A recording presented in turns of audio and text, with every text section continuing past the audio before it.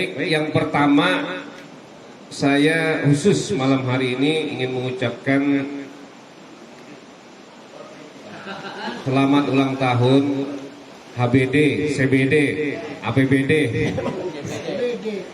Medmilat, ya. Mabruk, alfa mabruk buat Majelis Ratib dan Maulid RW 02 pimpinan Bapak Abdul Haris yang pada hari ini berulang tahun. Mudah-mudahan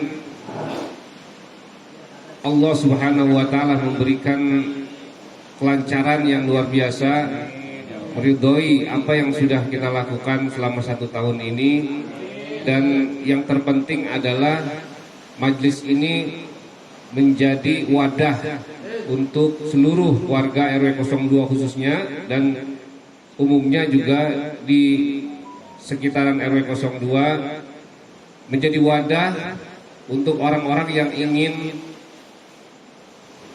dekat kepada Nabi Muhammad SAW dan juga dekat kepada Allah Subhanahu wa taala. Yang penting adalah majelis ini menjadi manfaat buat orang-orang warga di sekitar RW 02. Yang kedua, jadilah majelis ratib dan maulid ini seperti layangan koang.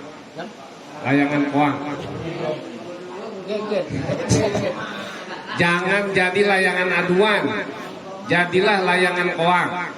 Kenapa layangan koang? Karena kalau layangan koang mah begitu yang pertama bentuknya besar. Kalau layangan aduan bentuknya kecil. Yang kedua, layangan koang dilihatnya indah. Kenapa? Karena bentuknya bagus. Ada yang bentuknya ikan-ikanan, ada yang bentuknya calungan, ada yang bentuknya cadangan. Oh, padangan. Padang-padangan. Ada yang bentuknya makhluk-makhluk halus, ada kuntilanak, ada pocong dan lain sebagainya tuh. Ada pocong. Bentuknya bagus, dilihatnya enak, ya kan? Coba kalau layangan aduan mah biasa aja, udah kecil, ya emang itu mah biasa aja, nggak enak dipandang orang. Yang ketiga, kalau layangan koang itu begitu dia naik, orang semakin dia naik, orang semakin kagum. Di bawah udah kagum, begitu naik, wah makin kagum. Mantep, keren, bagus. Tuh layangan koang. Begitu dia naik makin bagus, orang makin kagum. Coba kalau layangan biasa mah ya naik ya biasa aja gitu. Kita nggak ngatap apa, ya nggak, paling weh manteng juga, paling gitu doang. Kalau layangan koang, wih bagus. Yang keempat, kalau layangan koang itu walaupun diterpa angin yang luar biasa, itu jarang putus. Kenapa? Karena benangnya juga benang nilon gede. Jadi jarang putus. Semakin tinggi itu layangan koang, semakin diterpa angin dan hembusan angin di atas, itu dia semakin berkibar, semakin bagus, dan orang tetap akan memandang. Bahkan kalau layangan koang itu kadang-kadang dipanteng dari pagi, dari siang sampai malam, sampai siang lagi dipanteng 24 jam. Layangan koang ada nggak layangan biasa yang dipanteng sampai 24 jam? Nebak pasti, begitu pagi juga nebak dia mah. Tapi layangan koang mah kagak. Gebangnya apa tuh? Makin bagus dia makin bunyi. Jadi jadilah Majelis Ratib dan Maulid RW 02 ini kayak layangan koangan. Ya, dilihat, dipandangnya enak, semakin dapat ujian dari Allah Subhanahu wa taala, dikasih ujian, dikasih cobaan oleh Allah, itu bukannya gak gampang lemes. Makin dikasih ujian, dia semakin berkibar, makin tinggi, dapat angin kena angin makin tinggi lagi. Orang makin mandang lagi, makin penasaran lagi lihatnya. Jadi begitu dia turun, direbutin orang. Ya enggak? Direbutin orang, biar kata dia nyangkut di pohon yang paling tinggi. Kalau layangan koang apalagi bagus, pasti ya diambil orang. Nah ini mudah-mudahan Majelis Ratib dan Maulid ini semakin lama seperti layangan koang yang selalu dipandang bagus dan selalu kuat apabila dia sudah naik ke atas. Kalau layangan biasa mah begitu naik dikit aja dah, tinggi dikit, ada yang nyamperin tuh layangan lain, diadu, langsung dibentok dari bawah, putus aja dia mah. Jadi layangan putus. Iya, kayak sinetron layangan putus. Iya, si Aris, emang dia pemerannya nih, si Aris, layangan putus. Jangan jadi layangan biasa, jangan jadi lawan aduan, gampang putus, ya, gampang putus. Nah, itu yang kedua, yang pertama tuh yang saya mau ngomongin. Yang kedua, emang gak ada makanannya, jadi santai aja, ngerokok aja. Papa nih kalau nggak ada makanannya enak, lebih fokus. Kalau ada makanannya Paul gak fokus, makan dulu aja. Cuman memang saya kopinya orang ada. Jadi begini, bang, dalam setiap perjalanan kita mau kemana aja, kita jalan nih kemana aja, pasti kita cuma nemuin dua. Pasti nemuin dua, mau dekat mau jauh perjalanan pasti nemuin dua. Belok kiri belok kanan. Mau pergi ke Anyer, ya belokannya cuma dua, kanan ke kiri. Mau pergi ke Bali sama, ntar di sana juga kanan ke kiri belokannya. Kita hidup ada bahagia, ada sedih. Bahagia bersyukur. Berarti Allah sayang. Ketika kita bahagia, ketika kita ditimpa kesedihan, bersyukur gak? Bersyukur. Allah sayang. Yang benar tak? Iya, Allah sayang. Ya Allah tak, saya baru bekerja. Saya dipecat. Saya nggak kerja lagi. Berarti Allah sayang nggak? Sayang. Allah sayang sama kita. Saya baru banget punya pacar. Pacar saya emang buat saya buat jadiin bini, saya mau lamar. Keburu dilamar orang lain. Akhirnya dia kawin sama orang lain. Berarti Allah nggak sayang dong, Tat. Sayang, Allah sayang sama kita. Syukur aja. Kerja udah lama-lama, udah pengen jadi manajer, tiba-tiba dipecat, nganggur. Berarti Allah nggak sayang. Sayang sama kita. Mohon maaf. RT Aris ini sebelum bikin ratiban nih beliau kerja, tapi belum ada nih ratiban nih RW 02. Begitu beliau dipecat dari pekerjaannya, tahu-tahu dia bikin majlis ratib maulid. Pertama di RT 06, mana tadi dia bilang apa? Di pos ronda. Coba kebayang nggak baca ratib di pos ronda? Kita begini aja kadang-kadang nggak betah, apalagi di pos ronda. Begitu beliau nganggur, kata beliau, ya Allah, tega amat ya. Saya lagi enak-enak kerja, tiba-tiba saya dipecat, ya Allah. Dia nggak tahu di balik dia dipecat dari pekerjaannya, Allah mau kasih sesuatu yang lebih buat dia. Luar biasa. Ini beliau ini pencetus daripada majlis ratib dan maulid. Ketika nanti setiap orang membaca ratib, setiap orang membaca maulid, ketika itu mengalir pahala, setiap kebaikan-kebaikan yang ada di majlis itu pahalanya mengalir ke beliau nih. Amin. Insyaallah. Makanya wajar beliau nangis, terharu. Itu perjuangan gitu, dari 6 orang sampai sekarang. Ini perjuangan. Saya aja dulu awalnya di WA mulu, tapi belum datang. Di WA lagi. Lama-lama ketarik juga kita. Kita mungkin sama kayak begitu. Awalnya males ngapain sih? Males ini kan gue main pingpong. Malam Kamis, malam Selasa latihan pingpong, barengin aja RT Aris. Saya bilang begini, orang mah kalau udah emang kagak demen, bukan karena sibuknya, bukan karena emang gak ada waktunya, emang jangan kedemen sama majlis. Dia bilang, emang ngajinya jam berapa? Jam 12, jam 8 pagi. Pas buat itu saya mau kondangan ke Mau. Emang apa sih kagak dirubah aja, ntar ngajian ntar aja di Johor begitu saya pulang dari rumah, dia yang ngatur, udah Pak, apa namanya, majelisnya dirubah aja karena saya latihan pingpong. Jangan. Dan alhamdulillah yang main pingpong ngalah. Luar biasa. Akhirnya dirubah ke malam Kamis. Luar biasa tuh. Ini Allah semua yang gerakin, ya.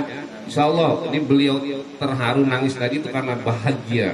Saya yakin beliau menangis bukan karena beliau sedih, ya, mikirin dana ini sekarang ada makanannya, bukan. Tapi karena terharu apa yang sudah diperjuangkan ini berhasil, mudah-mudahan terus istiqomah. Itu bersyukur. Jadi ketika bahagia bersyukur, sedih ya bersyukur.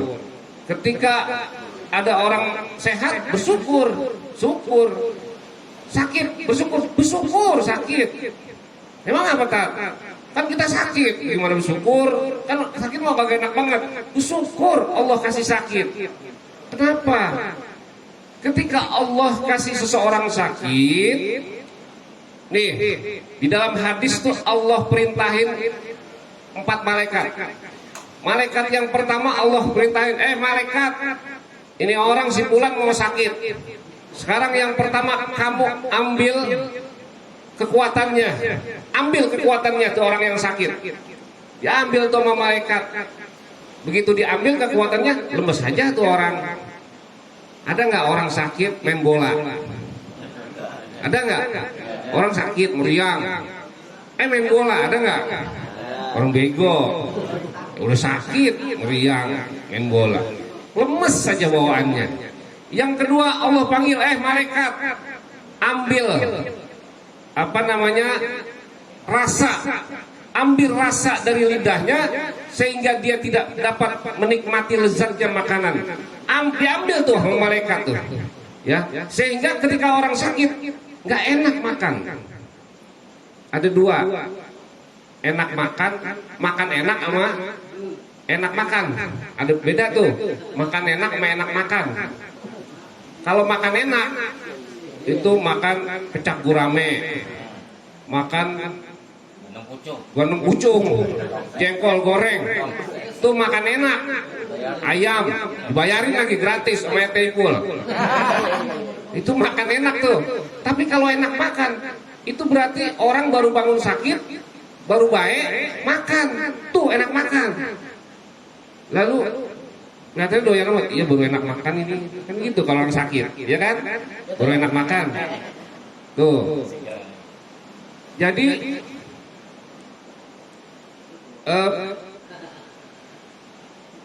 orang sakit diambil rasanya. Yang ketiga, ketika orang sakit itu Allah perintahin malaikat untuk ngambil kecerahan wajahnya, diambil tuh wajahnya. Yang cerah, kecerahan wajah Allah diambil sama Allah melalui malaikat.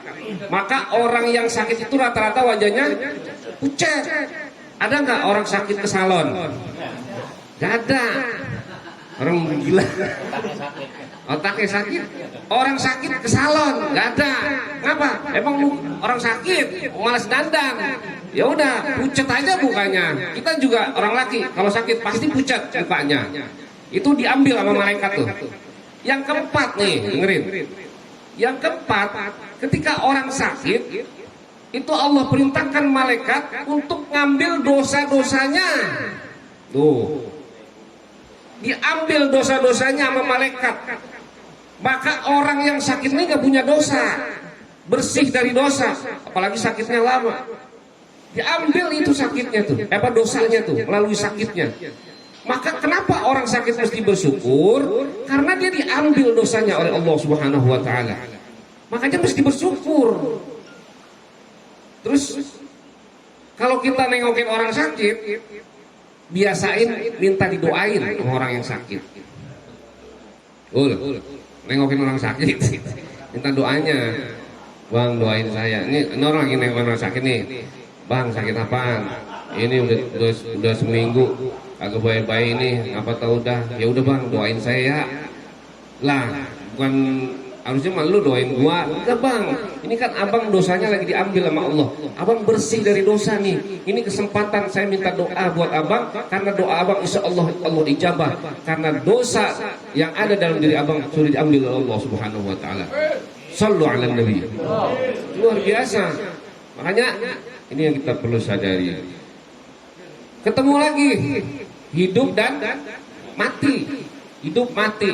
Ada yang begini bang, Pak Ustadz, masa saya takut banget dah mau mati? Saya takut buat mati Pak Ustadz. Takut buat mati. Orang mah kalau takut mati sama juga orang takut sama hari Minggu. Kan kullu ummatin ajal, setiap manusia pasti bakal mati. Manusia bakal mati. Ada orang takut banget sama mati.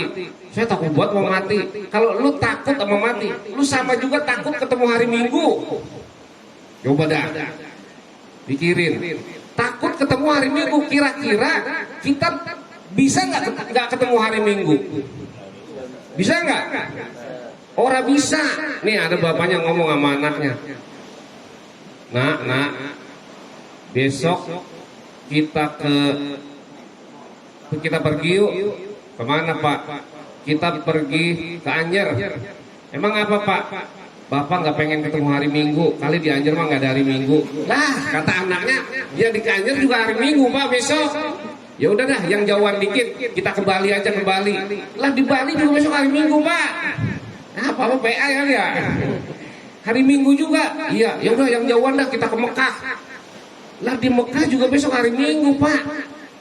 Makanya orang takut mati sama juga takut sama hari Minggu. Pasti bakalan ketemu hari Minggu, pasti bakal mati, itu maksudnya. Maka jangan takut. Yang sebenarnya yang ditakutin itu bukan hari Minggunya bang. Sebetulnya yang ditakutin bukan hari Minggunya. Yang ditakutin itu ada orang nagih utang hari. Yang ditakutin itu sebenarnya.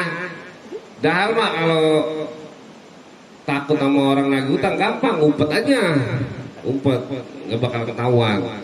Sama kalau orang yang ditakutin bukan matinya, karena mati itu pasti, tapi yang ditakutin mah bekal yang akan kita bawa ketika kita sudah mati.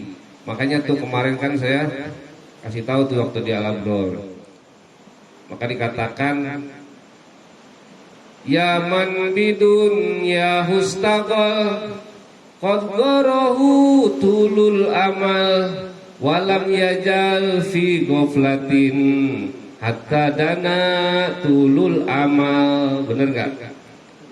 Masih ingat nggak itu?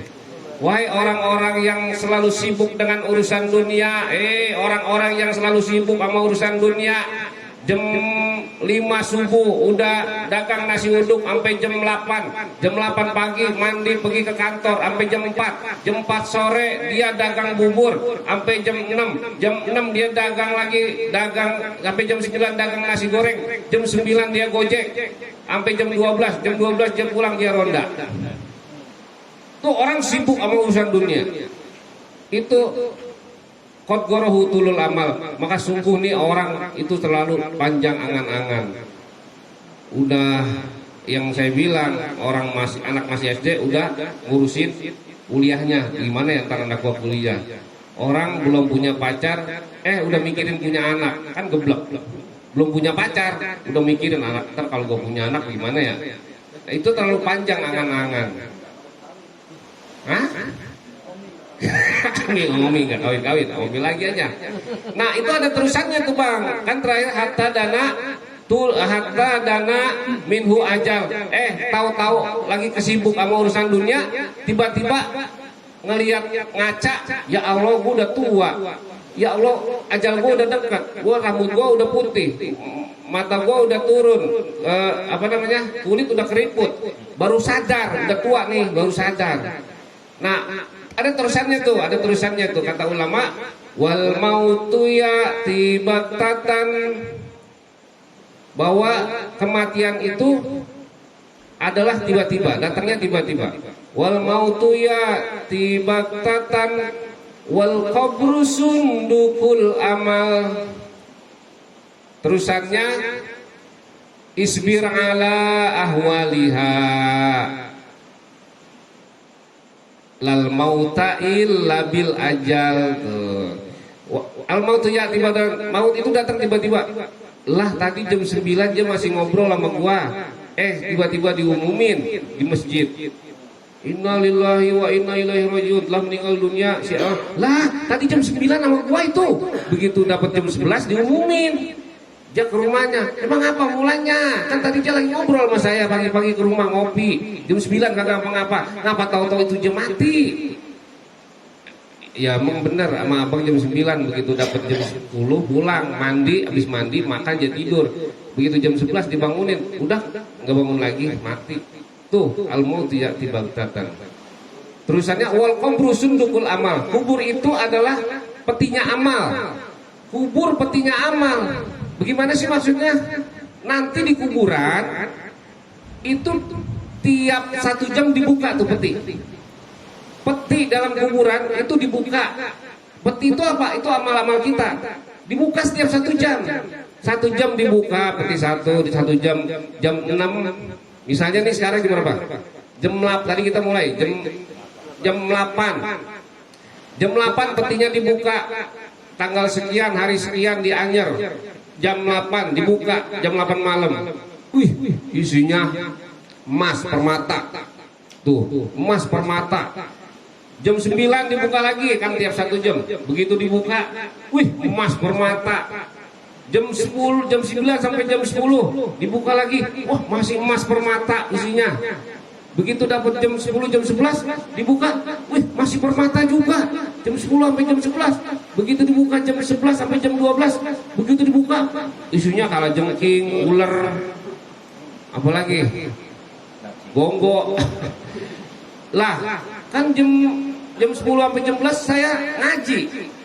Itu isinya permata bener. Begitu dibuka jam 11 ngapa itu? Jadi apa namanya? Jadi kalajengking, jadi ular, jadi macam-macam binatang buas. Ternyata begitu habis jam 11 habis pengajian kan bubar. Kita pada kongres.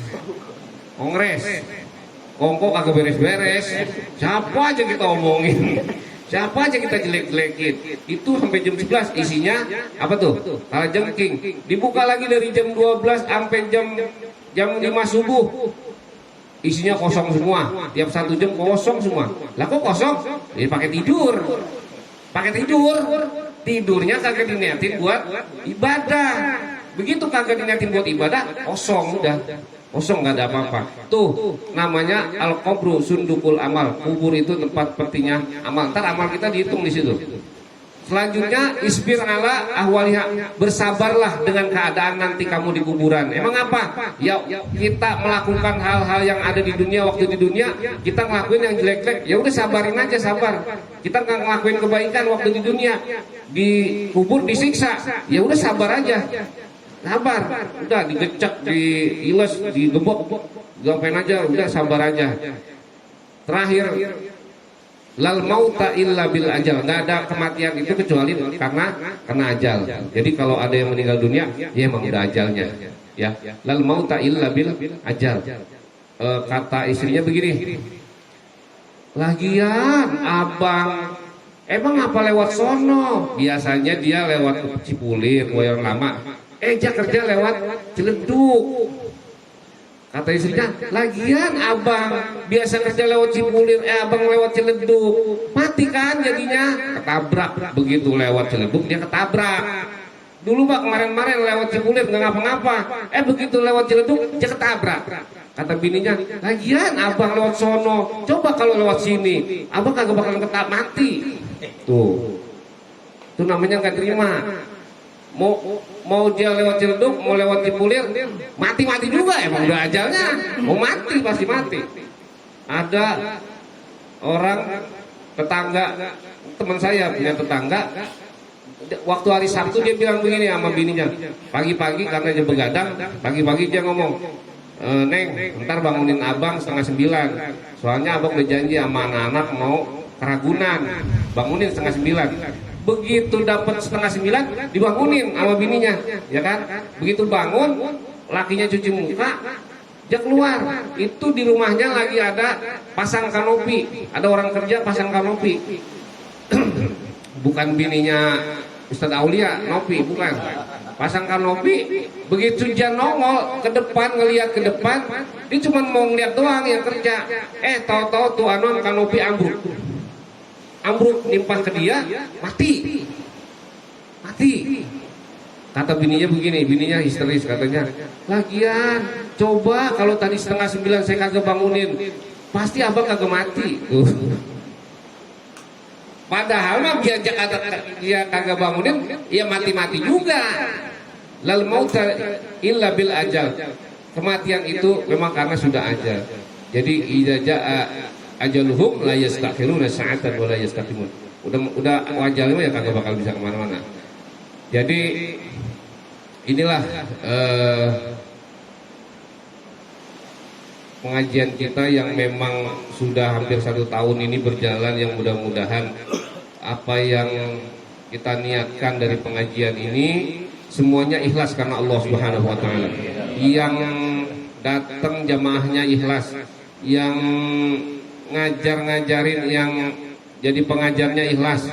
Ustadz Aulia ikhlas, Ustadz Soleh ikhlas, Ustadz Deni ikhlas, Ustadz Nur Hasan ikhlas, semuanya ikhlas. Insyaallah kalau ikhlas ini bakalan maju terus nih. Ya, tapi terbersit aja satu kepengenan, kok gue begini aja ya, kok gue kayaknya nggak gimana, padahal gue udah ngajar udah lama di sini, udah hancur aja udah gitu. Jadi ikhlas, yang ngasih tausiah ikhlas, yang baca maulid ikhlas, yang mimpin. Insyaallah nih mudah-mudahan saya mau kalau misalnya emang ngajar saya dikasih amplop saya kagak mau udah. Iya, isinya orang ada. Dulu. Jadi udah potong aja sih. Kasih amplop, ada duitnya dari RT Arif misalnya nih, dari jamaah misalnya, enggak, saya enggak, jangan.